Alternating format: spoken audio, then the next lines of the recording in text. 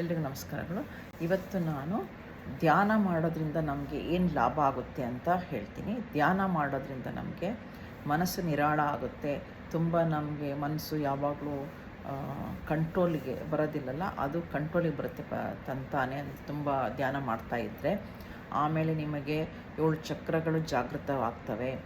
ಆಮೇಲೆ ನಿಮಗೆ ಸುತ್ತಲೂ ಆ ಒಂದು ದೇವರ ಎನರ್ಜಿ, ಭಗವಂತನ ಎನರ್ಜಿ ಅಥವಾ ಅವನ ಶಕ್ತಿ ಎಲ್ಲ ನಿಮಗೆ ಗೊತ್ತಾಗುತ್ತೆ. ಅಂದರೆ ಒಳಗಡೆ ನಿಮಗೆ ಸುತ್ತಲೂ ಏನೋ ನನಗೆ ಸುತ್ತ ಏನೋ ಎನರ್ಜಿ ಸುತ್ತಾ ಇದೆ, ಶಕ್ತಿ ಸುತ್ತಾ ಇದೆ ಅನಿಸುತ್ತೆ, ಒಳಗಡೆಗೂ ಅನಿಸುತ್ತೆ ನಿಮಗೆ.